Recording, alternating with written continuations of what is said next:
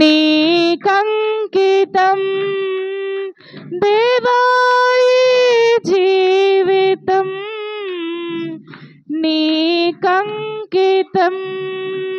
Hallelujah hallelujah.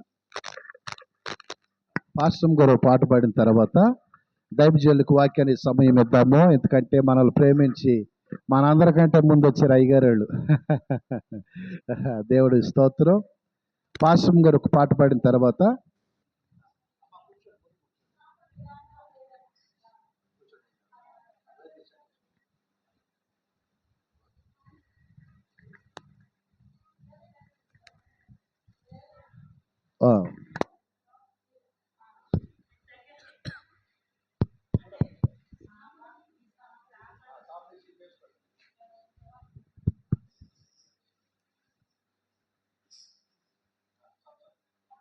Praise the lord.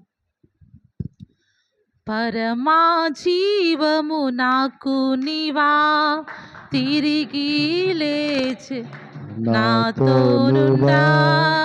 పరమా జీవం నాకు నీవా, తిరిగి లేచెను నాతోనుండా. నిరంతరము నడిపించును, మరల వచ్చి యేసుకొని పోవును. నిరంతరము నడిపించును, మరల వచ్చి యేసుకొని పోవును. యేసు చాలును, హల్లెలూయా యేసు చాలును, హల్లెలూయా. ఏ సమయమైన ఏ స్థితికైనా నా జీవితములో యేసు చాలును. సాతాను శోధన అధికమైన సొమ్మసిల్లక సాగి వెళ్ళేదను. సాతాను శోధన అధికమైన సొమ్మసిల్లక సాగి వెళ్ళేదను. లోకము శరీరము లాగినను, లోబడక నేను వెళ్ళేదను. లోకము శరీరము లాగినను, లోబడక నేను వెళ్ళేదను. యేసు చాలును, హల్లే యేసు చాలును చాలును. ఏ సమయమైనా ఏ స్థితికైనా నా జీవితములో యేసు చాలును. పాచిక బయలులో అరుణ చేయున్, శాంతి జలము చెంత నడిపించును. పాచిక బయలులో అరుణ చేయున్, శాంతి జలము చెంత నడిపించును. అనిశము ప్రాణము తృప్తి పరచున్, మరణ లోయలో నన్ను కాపాడును. అనిశము ప్రాణము తృప్తి పరచున్, మరణ లోయలో నన్ను కాపాడును. యేసు చాలును చాలును, యేసు చాలును చాలును. ఏ సమయమైనా ఏ స్థితికైనా నా జీవితములో యేసు చాలును. పరమా జీవము నాకు నీవా, తిరిగి లేచెను నాతోనుండా. పరమా జీవము నాకు నీవా, తిరిగి లేచెను నాతోనుండా నిరంతరము నడిపించును మరల వచ్చి యేసు కొనిపోవును నిరంతరము నడిపించును మరల వచ్చి యేసు కొనిపోవును యేసు చాలును హల్లే యేసు చాలును చాలును ఏ సమయమైనా ఏ స్థితికైనా నా జీవితములో యేసు చాలును హల్లెలూయా. దయచేసి మరి మనల్ని ప్రేమించి దైవ సావుకులు పాస్టమ్ గారు మరి సంఘ బిడ్డలు అందరూ వచ్చినందుకు వందనాలు. మరి ఈ సమయంలో అయ్యగారు నాకేమో ఇంగ్లీష్ రాదు పెద్దోళ్ళు మాట అంటారు కదా, గుర్రానికి కొమ్ములు వస్తే అది వెళ్ళే వేగానికి చంపేసిద్ది, అవునా కదా? అట్లాగే మరి నాకేమో ఇంగ్లీష్ రాదు, అయ్యగారికి తెలుగు రాదు. ప్రైజ్లాడు హల్లెలూయా. దయచేసి మరి అయ్యగారు రండి, ప్లీజ్ వెల్కమ్. సిస్టర్ గారు రండి. ఈ సమయం వాళ్ళక చూద్దాం రండి. ఓకే జాగ్రత్త. Okay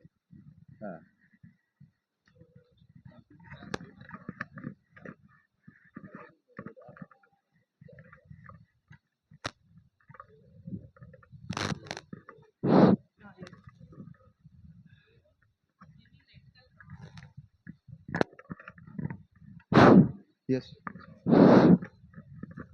Thank you Pastor for allowing us to be here tonight. Pastor గారికి కృతజ్ఞతలు చెల్లిస్తున్నాను మమ్మల్ని మీ మధ్యకి ఆహ్వానించినందుకు. And we appreciate all of you that are here. మీ ఇక్కడ కూడి ఉన్న మీ అందరినీ కూడా నేను ఎంతో మిమ్మల్ని కృతజ్ఞతలు తెలియజేస్తున్నాను. I want to try to share some things from a couple of verses of scripture here that hopefully will be an encouragement to you. నేను కొన్ని విషయాలు బైబిల్ గ్రంథంలో నుంచి మీకు చెప్పాలనుకుంటున్నాను.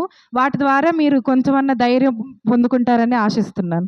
I'm going to ask Blessy to read Romans chapter 12 verse 1 and 2. రోమా 12వ అధ్యాయము 1-2 వచనములు. రోమా 12వ అధ్యాయం 1-2 వచనములు చదువుకుందాం. కాబట్టి సహోదరులారా, పరిశుద్ధమును దేవునికి అనుకూలమునైన సజీవ యాగముగా మీ శరీరములను ఆయనకు సమర్పించుకొనుడని దేవుని వాత్సల్యమును బట్టి మిమ్మల్ని బతిమాలుకొనుచున్నాను. ఇట్టి సేవ మీకు యుక్తమైనది. మీరు ఈ లోక మర్యాదను అనుసరింపక ఉత్తమమును అనుకూలమును సంపూర్ణమై ఉన్న దేవుని చిత్తమేదో పరీక్షించి తెలుసుకున్నట్లు మీ మనసు మారి నూతన మగుట వలన రూపాంతరం పొందుడి. The Apostle Paul is writing to the believers in Rome this letter. ఈ యొక్క మాటలు అపోస్తలుడైన పౌలు గారు రోమా అనే ప్రాంతంలో ఉన్న ప్రజలకు రాశారు. He's writing to those not that are just religious, but to those that have heard about Jesus' death on the cross and how that he died to pay our sin debt, and they've trusted him. అక్కడున్న ప్రజలు దేవుని సువార్త విన్నారు, మారుమనసు పొందారు, దేవుని పైన తమ విశ్వాసాన్ని ఉంచారు. వారికి పౌలు గారు కొన్ని విషయాలు తెలియజేస్తున్నారు రోమా పత్రికలో. I've been a Baptist for about 60 years. నేను ఒక బాప్తి సంఘానికి వెళ్ళేవాడిని, అంటే గత కొన్ని సంవత్సరాలుగా నేను ఉన్నాను. But being a Baptist does not secure eternal life in heaven for me. మనం ఇప్పుడు దేవుని అంటే మతంలో ఉంటే మనకి లేవి రక్షణ లేదు, మనం దేవునిలో ఉండాలి. Only through admitting to God that I am a sinner. మనం దేవుని దగ్గర ఒప్పుకోవాలి, ప్రభువా నేను పాపినని, అప్పుడే దేవుడు మనల్ని క్షమిస్తారు. And that I can't save myself, I need a savior. ఇప్పుడు మనం రక్షించుకోలేం కాబట్టి మనకు ఒక రక్షకుడు కావాలి. ఆ రక్షకుడే ప్రభువైన క్రీస్తు. And I hear the good news that God loved me in spite of my sin, and he sent his son Jesus to die on a cross to shed his innocent blood so that you and I could, through faith in him, have eternal life. మన సువార్త ఏంటంటే మనకి ఇచ్చిన సువార్త దేవుడు ప్రభు అయిన యేసుక్రీస్తు ఈ లోకానికి వచ్చి మన పాపాల నిమిత్తం తన యొక్క రక్తాన్ని చిందించారు. ఆ విధంగా మనకి రక్షణ వచ్చింది. అలాగే నిత్య జీవము, మనకు ఒక నిరీక్షణ ఉంది. ఎప్పుడైతే మనం ఆ సువార్తను నమ్ముతామో, దానిపైన విశ్వాసం ఉంచుతామో, మనకు అప్పుడే నిరీక్షణ కానీ నిత్య జీవం కానీ ఉంటుంది. He said in Romans 10:13, "For whosoever shall call upon the name of the Lord Jesus Christ shall be saved." That word saved means kept safe and sound. ఇప్పుడు రోమ 10:13 చూసుకుంటే, ఎందుకనగా ప్రభువు నామమును బట్టి ప్రార్థన చేయవాడు ఎవడో వాడు రక్షింపబడును. అంటే మనం ఎప్పుడైతే దేవుని నామాన్ని ప్రార్థన చేస్తామో మనకు రక్షణ కలుగుతుంది. రక్షింపబడితే మనము అన్ని విధాలుగా అన్ని విషయాల్లో మనం బాగుంటాము. If you're here tonight and you have never had the time in your life where that you admitted that you were a sinner and you put your faith and trust in what Jesus did when he shed his righteous blood for you, I hope that you will. ఇక్కడ ఉన్న మీలే ఇంకా ఎవరైతే దేవుని దగ్గరికి చేరుకొని ఇంకా నేను పాపినని ఇంకా మీరు ఒప్పుకోకపోతే, ఈ రాత్రి ఒక మంచి అవకాశం. మీరు ఒక దేవుని యొక్క సువార్తను వింటున్నారు కాబట్టి ఆ మాటలను అంగీకరించి దేవుని దగ్గరికి క్షమాపణ కోరుకోవాలని కోరుచున్నాను. There's just 3 or 4 things that I want to discuss with you tonight. First of all, we see here that there's a request for a presentation. ఇక్కడ మనకి ఏమంటే మనకు ఒక వాక్యాన్ని ఇచ్చారు దేవుడు. ఏంటంటే పరిశుద్ధంను దేవునికి అనుకూలమైన సజీవ యాగముగా మీ శరీరంలో ఆయనకు సమర్పించుకోవడం. ఈ యొక్క మొదటిది ఏంటంటే మనం సమర్పించుకోవాలి దేవునికి. He said, "I beseech you therefore, brethren, by the mercies of God, that you present your bodies, your life, a living sacrifice, holy unto God." ఇదే మొదటి వచనం, రోమా 12 మొదటి వచనంలో, కాబట్టి సహోదరులారా పరిశుద్ధమును దేవుని అనుకూలమునైన సజీవ యాగముగా మీ శరీరంలో ఆయనకు సమర్పించుకొనుడి. I got saved at age 24. నాకు 24 సంవత్సరాలు అప్పుడు నేను రక్షింపబడ్డాను. I heard the gospel. నేను సువార్తను విన్నాను. I knew that I was a sinner and I confessed it to God. నేను ఒక పాపినని గ్రహించాను. అలాగే నా పాపాలు యేసు ప్రభు దగ్గర ఒప్పుకున్నాను. And I placed my faith in what he did on the cross for me. నేను దేవుడు శిలువపైన ఏవైతే త్యాగం చేశారో దానిపైన నా విశ్వాసాన్ని ఉంచాను. But not only does God want us to present ourselves to him for salvation, he wants us to present our life to him and say, "Here am I, Lord, use me." కేవలం ఏదో రక్షణ కోసం కేవలం సమర్పించుకోవడం దేవుడు కోరట్లేదు. మన జీవితాన్ని దేవునికి సమర్పించుకొని నన్ను వాడుకోండి ప్రభు అని మనం సమర్పించుకోవాలి. So we see a salvation and we see a presentation that we ought to present ourselves to the Lord. ఇక్కడ మనకి నిరీక్షణ, మనకి రక్షణ వచ్చినాక మనము దేవునికి సమర్పించుకోవాలి. But it goes on and we see not only is there presentation, but there is a separation in verse 2. అలాగే కేవలం సమర్పించుకోవడమే కాదు, అది మనం వేరుగా ఉండాలి ఇతరుల వల్లే. అంటే ఈ లోకస్తుల్లాగా దేవుని సువార్త తెలియని వారిలాగా మనం ఉండకూడదు. సమర్పించుకోవడమే కాక అలాగే వారికి వేరుగా ఉండాలి మనం. He says in verse 2, he said, "Be not conformed or fashioned to this, be not," excuse me, let me read it here, okay? "But be ye transformed by the renewing of your mind, that you may prove what is that good and acceptable and perfect will of God." But he says, don't be conformed. In other words, he wants us to be different after we trust Christ than we were before. Before we're living for ourselves, for our own desires. But he wants us to be conformed to his will for our life. ఇక్కడ 2వ వచనంలో మనం చూసుకుంటే మనం ఈ లోక మర్యాదని అనుసరించకూడదు. అలాగే ఏదైతే ఉత్తమమో, ఏదైతే అనుకూలమో, సంపూర్ణమై ఏదైతే ఉందో దేవుని చిత్తమో దాన్ని మనం పరీక్షించి తెలుసుకొని మన మనసు మారి నూతనం అవ్వాలి. అంటే రూపాంతరం చెందాలి. మనం పాత జీవితంలో ఎట్లా ఉన్నామో అట్లా ఉండకూడదు. కొంచెం మార్పు అనేది రావాలి. ముందు ఏదైతే తప్పులు చేస్తున్నామో వాటిని అన్నిటిని విడిచిపెట్టాలి ఎప్పుడైతే దేవుని దగ్గరికి మనం వస్తామో. So after we trust Christ, his Holy Spirit lives in us and he begins to work in our life and we begin to learn the Word of God. There is a transformation that takes place in our life. మనం ఏ క్షణమైతే ఎప్పుడైతే దేవుణ్ణి నమ్ముకుంటామో దేవుని స్వంత రక్షకుడిగా అంగీకరిస్తామో అదే నిమిషం మనకి పరిశుద్ధాత్మ మనలో పనిచేస్తాడు. ఇంకా మనకి సమస్తం బోధిస్తూ ఉంటారు. అప్పుడు మన మనసు కానీ మన శరీరం మన ఆత్మ మొత్తం రూపాంతరం చెందిద్ది. మార్పు అనేది మనలో కనపడిద్ది. I have been saved for a long time. నేను రక్షింపబడి చాలా కాలమైంది. And I am still transforming. అలాగే నేను రోజు మారుతా ఉన్నాను. అంటే ఒక్క రోజులో జరిగేది కాదు మార్పు. అంటే అది ప్రతిరోజు జరగాల్సిన పని. I will not be perfect, nor will you be perfect, as long as we have this old fleshly body. మనం ఎప్పటిదాకైతే ఈ మానవ శరీరంలో ఉంటామో మనం పూర్ణులుగా అవ్వలేము. అంటే ప్రతిదీ పర్ఫెక్ట్గా ఉండలేము అన్నమాట. But we that have trusted Christ, though we're not perfect, we will be and should be different. మనం ఒక పర్ఫెక్ట్గా లేకపోయినా కానీ వేరే వాళ్ళకి కాకుండా వారికి మనకి ఒక తేడా ఉండాలి. అంటే వాక్యం తెలియని వారికి తెలిసిన మనకి ఒక తేడా కనిపించాలి. Before I trusted the Lord as my Savior, I used to play music in clubs and places where the liquor was flowing and people were drinking and drunk. నేను రక్షింపబడక మునుపు క్లబ్బుల్లో అలాగే ఇంకా వేరే ప్రాంతాల్లో నేను సంగీతాన్ని వాయించేవాడిని. అక్కడ వాళ్ళు తాగుతూ ఉండేవారు, మొత్తం రోజంతా రాత్రంతా అలాగే గడిపేవారు. అట్లాంటి ప్రాంతాల్లో నేను వాయిద్యాలు వాయించేవాడిని.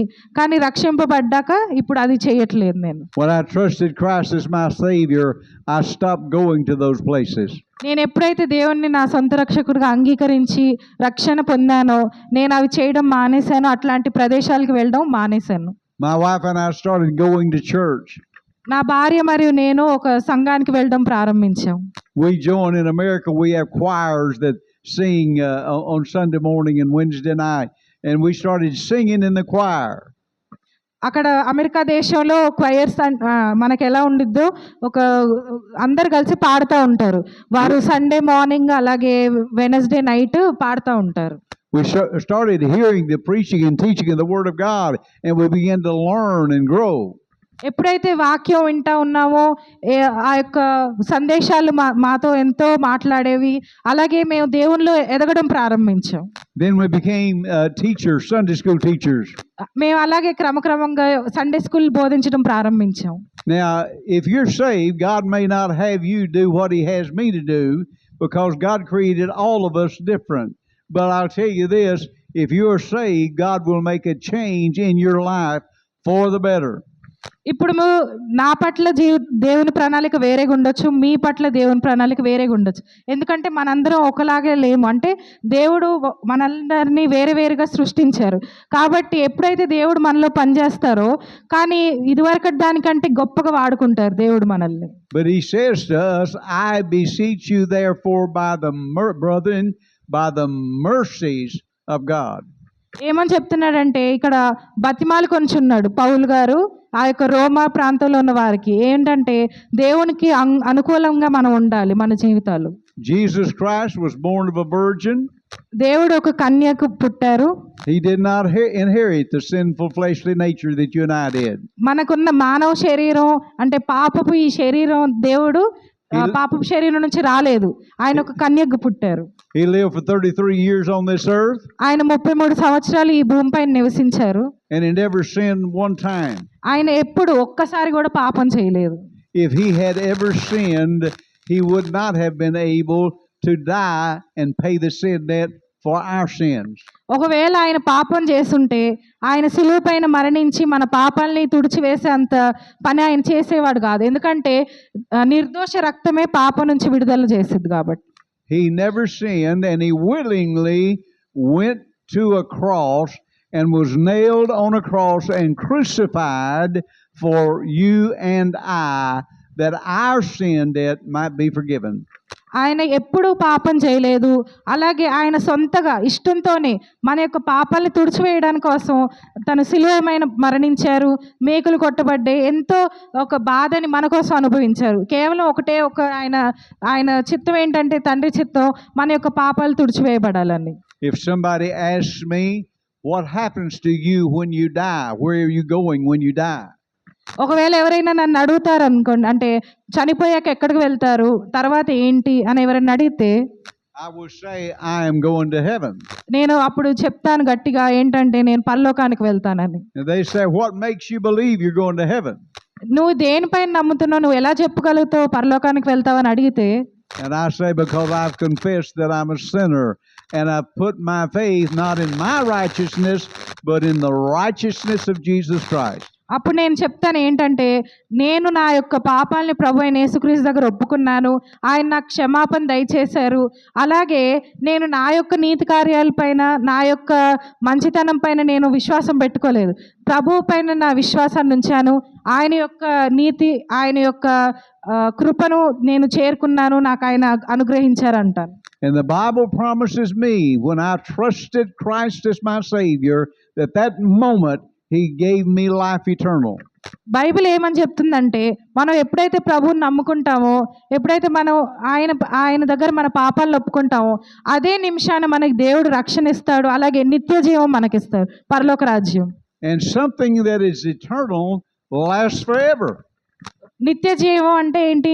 నిత్య జీవం అంటే ఎల్లప్పుడూ అది ఉంటాం, ఎప్పటికీ మనం బ్రతికే ఉంటామండి, అది ఎప్పటికీ ఆగిపోదు, దానికి ఒక అంతం ఉండదు అనమాట.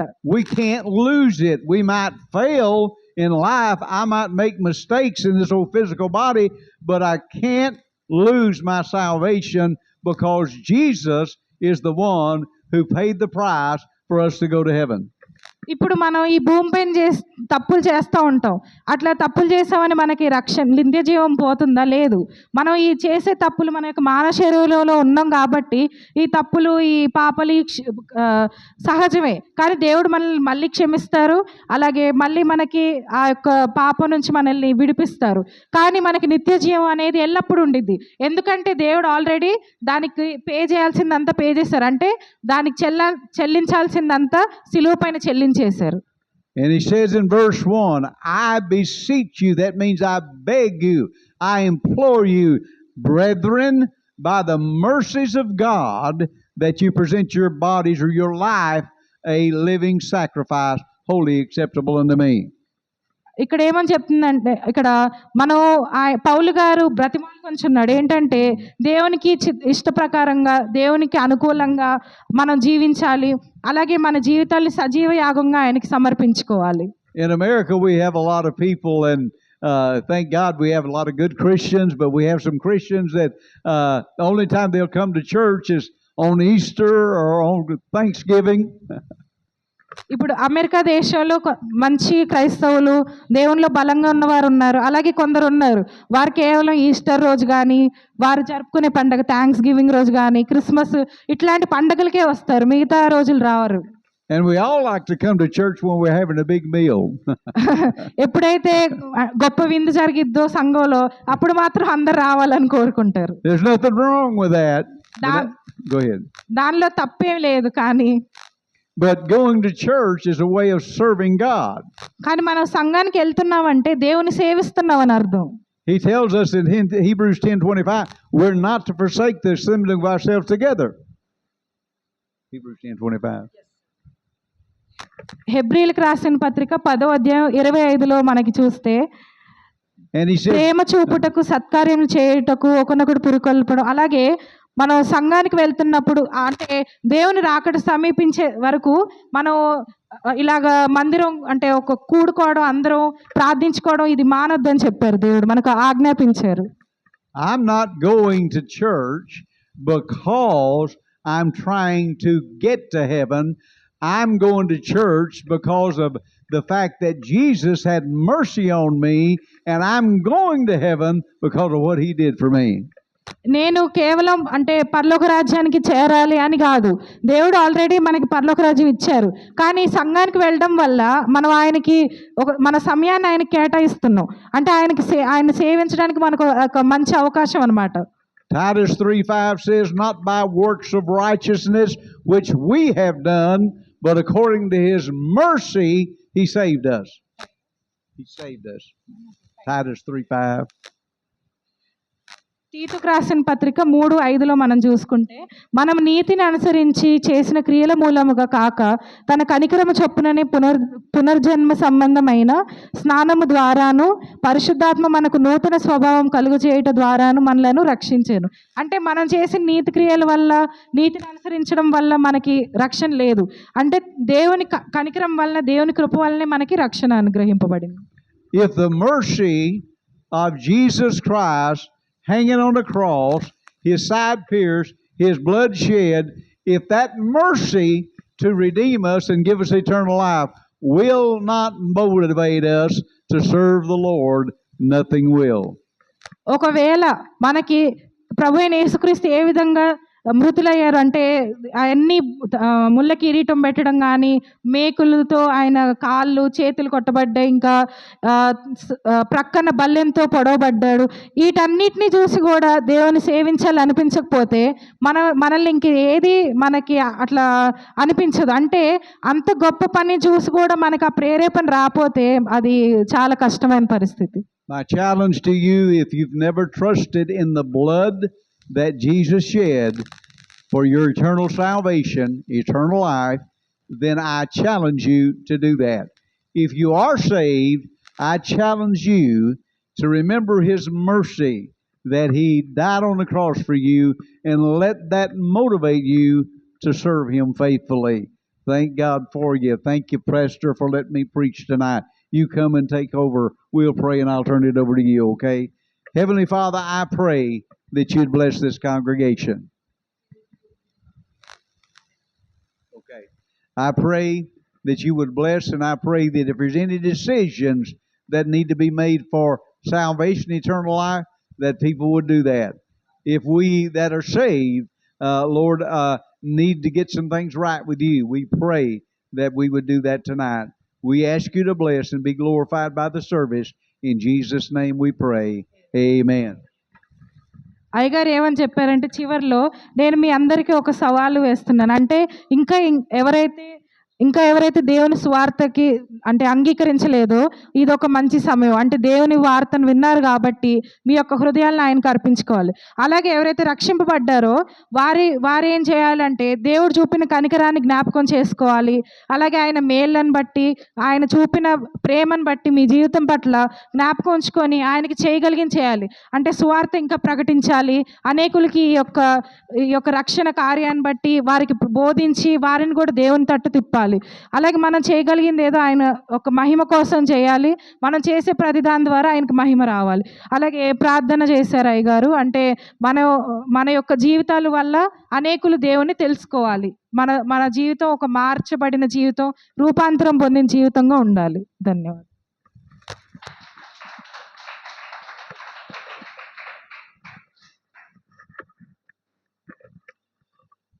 Praise lord. హల్లెలూయా. మరి ఎంత చక్కగా చెప్పారో కదా. మరి పాపం పొద్దున్న నుంచి కాడి ఈ రోజంతా అయ్యగారు వాళ్ళు ప్రేయర్లోనే ఉన్నారు. మరి నిజంగా సిస్టర్ గారు పాపం మనల్ని ప్రేమించి బాబుని పాపం తీసుకుని సంఘ బిడ్డల్ని అందరినీ మరి చాలా సంతోషము.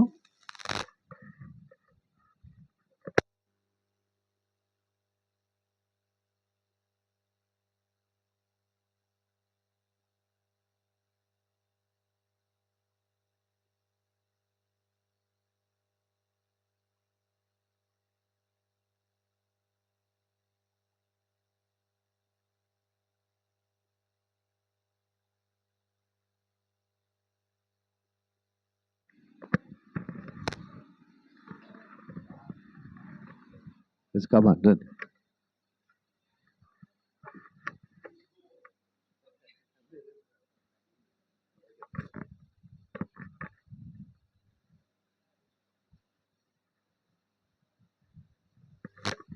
అయ్యగారి పేరు ర్యాండీ. మన మధ్యకి ఈరోజు వాక్యం చెప్తున్నా.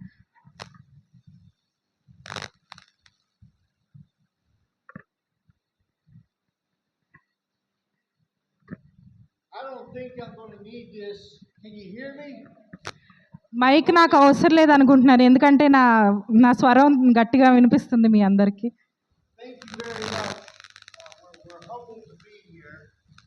మీ అందరికీ నేను కృతజ్ఞతలు చెల్లించుకోవాలనుకుంటున్నాను. మీ మధ్య ఉండడం నాకు ఎంతో సంతోషంగా ఉంది.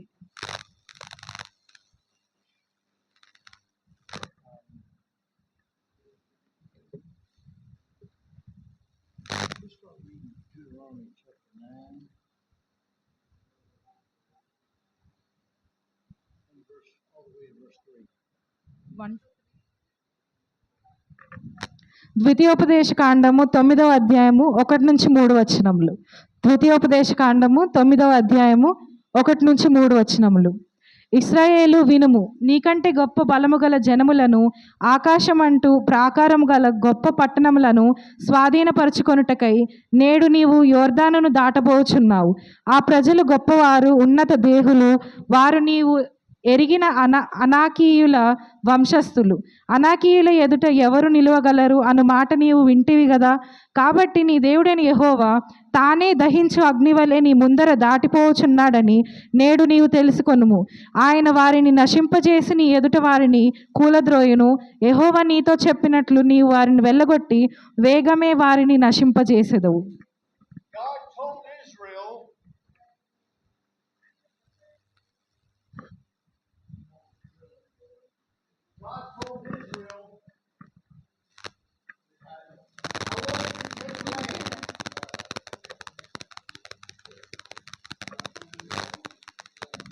దేవుడు ఇశ్రాయేలీలకు చెప్పారు ఏమంటే, మీరు ఆ యొక్క ప్రదేశాన్ని మీరు స్వాధీనపరచుకోబోచున్నారని.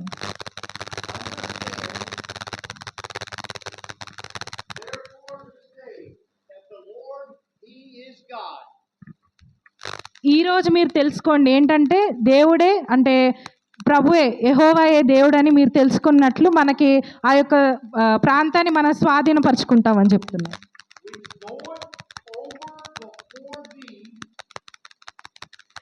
నీ దేవుడైన యెహోవా నీ ముందు వెళ్ళును అంటే నీ ముందర దాటిపోచున్నాడు. నేడు నీవు తెలుసుకొనుము, ఆయన వారిని నశింపజేసి నీ ఎదుట వారిని కూలద్రోయును.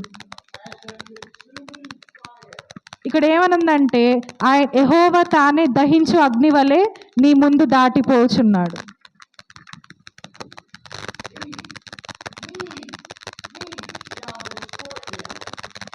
మనుషులు కాదు వాళ్ళని నాశనం చేసేది, ఎవరు? దేవుడే స్వయంగా నాశనం చేస్తా అంటున్నారు.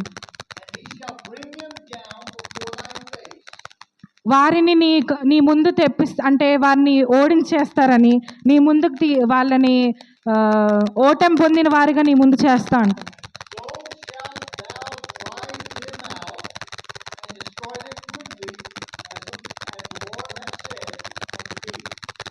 అంటే దేవుడు ఒక ప్రణాళిక ఏంటంటే, వారిని ఓడించి ఇశ్రాయేలీలకి వారి ముందు స్వాధీనం చేసుకుంటారు ఇశ్రాయేల్ ఆ యొక్క ప్రాంతాన్ని.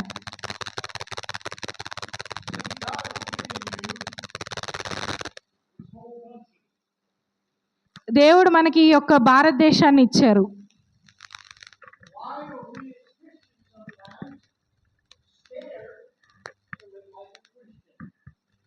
మనం క్రైస్తవులు ఎందుకు కొన్నిసార్లు భయంగా ఉంటాం ఒక మంచి క్రైస్తవుడిగా జీవించడానికి?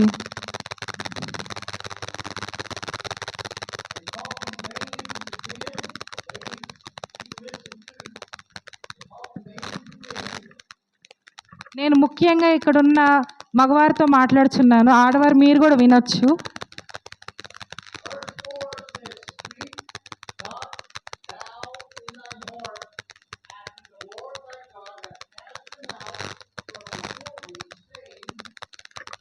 నీ దేవుడైన యెహోవా నీ ఎదుట నుండి వారిని తోలివేసిన తరువాత నేను ఈ దేశంను స్వాధీనపరుచుకున్నట్లుగా యెహోవా నా నీతిని బట్టి నన్ను ప్రవేశపెట్టినని అనుకొనవద్దు.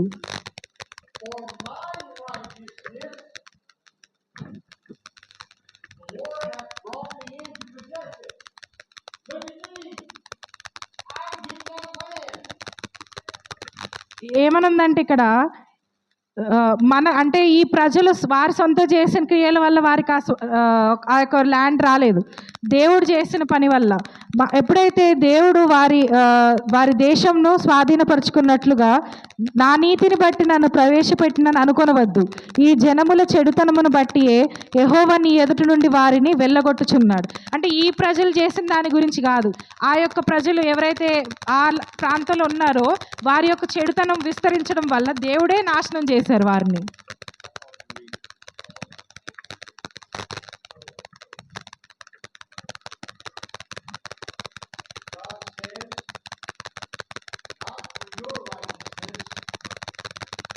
దేవుడు చెప్తున్నారు, మీ నీతిని బట్టి కాదు.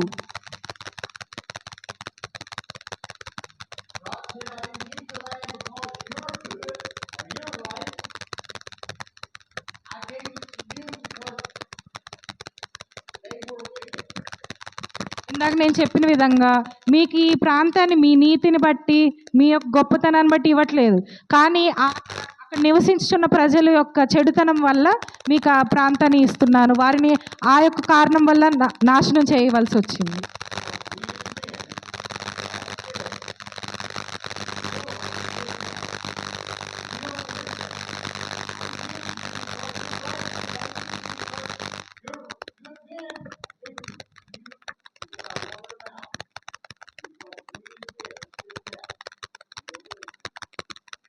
దేవుడు ఏమని చెప్తున్నారంటే, మనం మనుషులంగా మొండివారు, అంటే దేవుడు చెప్పిన మాట ఎప్పుడు ఏంటంటే గర్వం, అహంకారం, మేం చేసిన నీతి వల్ల, మా యొక్క మంచి కార్యాల వల్ల, మా మంచి పనుల వల్లే మాకు ఈ విధంగా లభించింది అనుకుంటాం.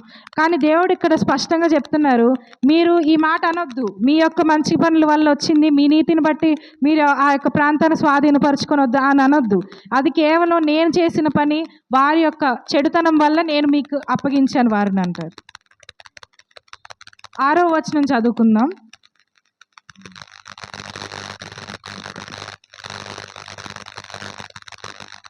మీరు లోబడనొల్లని వారు గనుక ఈ మంచి దేశంను స్వాధీనపరుచుకున్నట్లు నీ దేవుడైన యెహోవా నీ నీతిని బట్టి నీకు ఇయ్యడాన్ని నీవు తెలుసుకొనవలెను.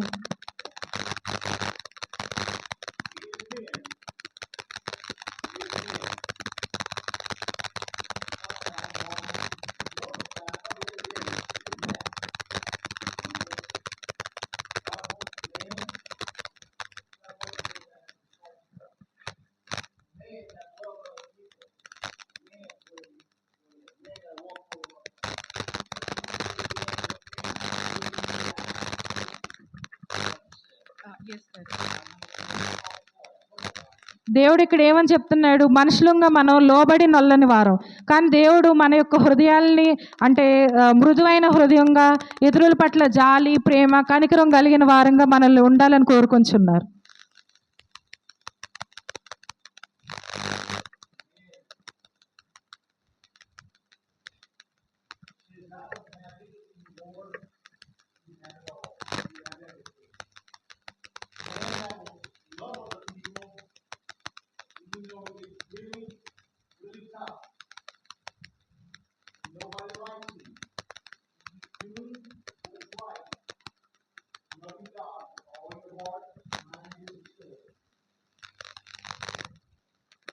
ఇప్పుడు మనం మనుషులు ఏం చేయాలంటే, ఎవరు మనల్ని ప్రేమించినా ప్రేమించకపోయినా, ఎవరు మనకు తోడున్నా లేకపోయినా, మనం ఎప్పుడు నీతిగా బ్రతకడానికి ప్రయత్నించాలి. ఎందుకంటే మన దేవుడు ఎట్లాంటి వారు, ఎంతో కనికరం కలిగిన దేవుడు, జాలి కలిగిన దేవుడు. అదేవిధంగా ఆయన ప్రజలమైన మనం కూడా ఆయనలాగా బ్రతకడానికి ప్రయత్నించాలి.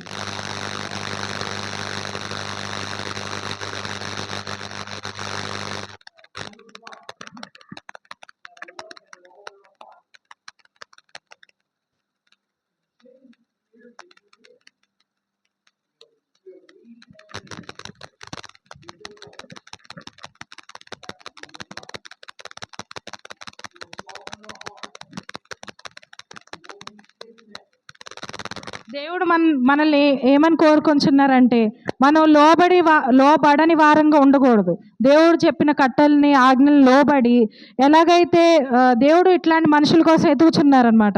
ఎవరైతే నా మాట వింటారు, ఎవరు తమను తాము తగ్గించుకుంటారు, నా యొక్క నామానికి మహిమ తెచ్చే వారిగా ఉంటారని కోరుకొంచున్నారు.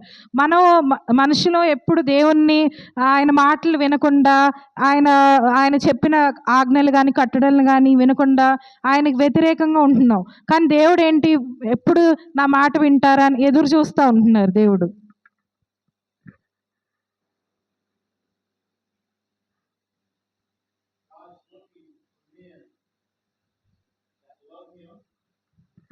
దేవుడు తను ప్రేమించే వారి కోసం చూస్తున్నారు. ఎవరైతే వారు వారి భార్యలను కూడా ప్రేమించాలని కోరుచును, వారి పిల్లల్ని ప్రేమించాలి, వారికి ఓర్పు ఉండాలి.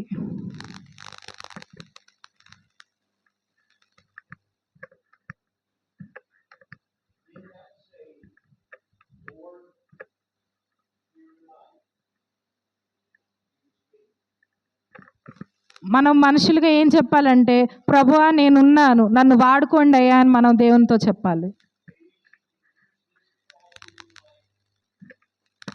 స్త్రీలారా, మీరు కూడా ఈ యొక్క మాటలు మీ యొక్క జీవితంలో మీరు వాడుకోవచ్చు. దేవుని దగ్గర తగ్గించుకొని ఆయన యొక్క మన జీవితాన్ని ఆయనకి సంపూర్ణంగా సజీవ యాగంగా అర్పించుకోవాలి.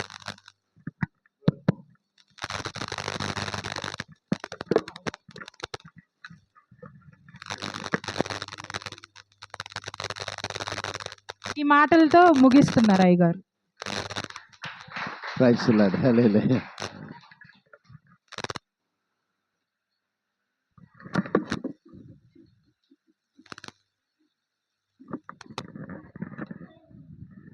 Praise the lord. హల్లెలూయా. మరి చాలా చక్కగా, అంటే దేవుణ్ణి మనం ఎలా ప్రేమించాలి, దేవుడు మన మంచి మనసును బట్టి మనం ఆయన ప్రేమిస్తున్నప్పుడు ఆయన మనల్ని ఎంతగానో ప్రేమిస్తాడని మరి చాలా చక్కగా చెప్పాడు. నాకు ఇంగ్లీష్ రాకపోయినా అర్థమైంది కానీ చెప్పలేను. Praise the lord. హల్లెలూయా. మరి నిజంగా అయ్యగారి కాడ చాలా చక్కగా చెప్పారు. మరి సిస్టర్ గారు ముఖ్యంగా పాపము ట్రాన్స్లేషన్ అంటే దేవుడు ఇద్దరికి ట్రాన్స్లేషన్ చేసి కనీసం కొన్ని వాటర్ అని ఉన్నానా. Praise the lord. చాలా సంతోషకరమైన విషయము. మనల్ని చిన్న సంఘమైన మరి మన బిడ్డలో కొంతమంది మణి చనిపోయారని వెళ్ళారు, కొంతమంది ఏమో రాలేదు పాపం నైట్ అని. వారిని కాడ దేవుడు దీవించును గాక. మరి దేవుడి చిత్తం అయితే మరొక పరంతరం పిలుద్దాము అయ్యగారిని. మరి దేవుడికి అయ్యగారికి మరి 84 సంవత్సరాలు అయ్యగారి వయసు. Praise the lord. హల్లెలూయా. ఎన్ని సంవత్సరాలు? 20. 84. మరి మీకు మీ వయసు ఎంత? యేసుబాబు నీ వయసు ఎంత? 45. ఇప్పుడు ఈ వయసులోనే మనకి నీరసము ఒక గంట 2 గంటలు, కానీ ఈరోజు మొత్తం తిరుగుతూనే ఉండారు. అంటే దేవుడు పరిచర్య కోసమే, గొప్పతనం గురించి కాదు. కానీ ఇప్పుడు ఇది 3వ మీటింగ్ అన్నాను. ఇది 3వ మీటింగ్. 2 మీటింగ్లు అయిపోయినాయి.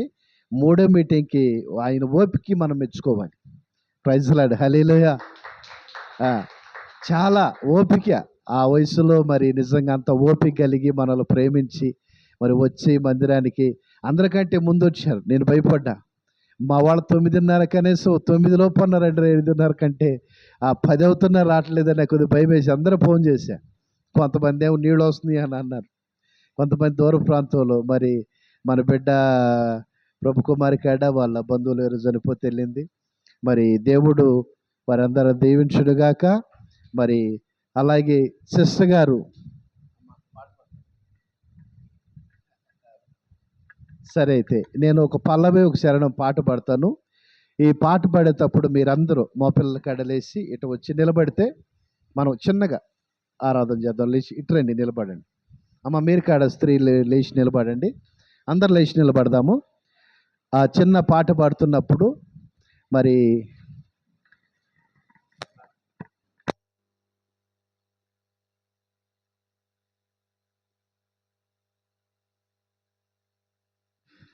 ఒక పల్లవి ఒక శరణం. ఆరాధనా ఆరాధనా ఆరాధనా ఆరాధనా యేసయ్యకే ఆరాధనా యేసయ్యకే ఆరాధనా నా హృదయములో ఉండ క్రీస్తుకే ఆరాధనా ఆరాధనా స్తుతి ఆరాధనా ఆరాధనా ఆరాధనా యేసయ్యకే నా ఆరాధనా ఆరాధనా స్తుతి ఆరాధనా యేసయ్యకే స్తుతి ఆరాధనా ఏలియా ప్రార్థించగా పొందిన శక్తి నాకు నీవు దయచేయుమా ఆరాధనా ఆరాధనా ఆరాధనా స్తుతి ఆరాధనా ఆరాధనా స్తుతి ఆరాధనా ఆరాధనా స్తుతి ఆరాధనా నీవే నాకు దయచేయుమా నీ కృపలో నన్ను నిలుపుమయ్యా ఆరాధనా ఆరాధనా ఆరాధనా స్తుతి ఆరాధనా ఆరాధనా స్తుతి ఆరాధనా ఆరాధనా స్తుతి ఆరాధనా ఆరాధనా స్తుతి ఆరాధనా ఆరాధనా స్తుతి ఆరాధనా ప్రార్థన చేసుకుందాము. మహాపరిశుద్ధుడు అయిన తండ్రి, ప్రేమ నమ్మకం కలిగిన మా దేవా, నీకు వందనాలయ్యా. మీ సావుకులని మీ దాసుల్ని నాయన తీసుకొచ్చి చక్కని వర్తమానం మేము చనిపోతే ఎక్కడికి వెళ్తామని అయ్యా మేము చక్కగా చెప్పగలిగిన మేము రక్షించబడ్డాము బైబిల్ పరిశుద్ధ గ్రంథమే దానికి రుజువని మీరు మాట్లాడారు. అందులో బట్టి నీకు స్తోత్రములు నాయన. అయ్యా ఇదిగో ప్రతి ఒక్క బిడ్డని వారి హృదయాలు తాకినట్టుగా నీ వాక్యము చేత మీరు బలపరిచేందుకు స్తుతులు తండ్రి. వచ్చిన మీ దాసులు దీవించి చక్కటి ఆరోగ్యముతో నింపండి నాయనా. దైవజనరాలు బట్టి ప్రార్థిస్తున్నా. ఇచ్చిన బాబును పాపను సావుకురాలు దీవించు, పరిసరను ఆశీర్వదించు తండ్రి. బిడ్డల మార్గం అంతట్లో మీ సన్నిధి తోడుగా ఉంచమని ప్రార్థన చేస్తున్నామయ్యా. సమస్తము నీకే మహిమ, నీకే ఘనత, నీకే ప్రభావాలు ఆరోపిస్తుందేవా. ఎంతో ఓపిక చేత నిలబడి నీ బిడ్డలు ఇంతవరకు నాయన చక్కగా నడిపించినందుకు నీ వచ్చిన కృప కొరకై సమస్త మహిమ ఘనత మీరే పొందుకోమని నజరేయుడైన యేసు పరిశుద్ధ నామములో ప్రార్థన చేసి అడిగి వేడుకుంటున్నాం తండ్రి, ఆమేన్. నా ప్రాణమా యెహోవాను సన్నిధించుము, నా అంతరంగల సమస్తమైన పరిశుద్ధ నామమును సంధించు. నా ప్రాణమా యెహోవాను ఆయన చేసిన ఉపకారంలో దేన్ని మరువకు. మన తండ్రి దేవుడు ప్రేమ, కుమారుడైన యేసుక్రీస్తు కృప, పరిశుద్ధాత్మని సవాసు మనకి సకల పరిశుద్ధులకి ఆయన రాట పరంతర సదాతోడు నడిపించును గాక. ఆమేన్. హల్లెలూయా, హల్లెలూయా. అందరికి వందనాలు. దయచేసి కూర్చోండి. మీకు చిన్న ఛాయ్ ఏర్పాటు చేసి ఉంది, అందరు ఛాయ్ తీసుకోండి. మరి అయ్యగారు ప్రార్థన చేస్తారు. అయ్యగారితో ప్రార్థన చేయించుకున్న వాళ్ళు అనుకున్న వాళ్ళు మీరు ప్రార్థన చేయించుకోవచ్చు. ఎందుకంటే పాపం మళ్ళా వెళ్ళండి, వెళ్ళి ప్రార్థన చేయించుకోండి. మరి చాలా ఓపిక. మరి అయ్యగారు ఆ వయసులో కాడ దేవుడు పరిచర్య కొరకు వచ్చాయంటే దేవుడు వాక్యము అయ్యగారికి చాలా సంతోషము.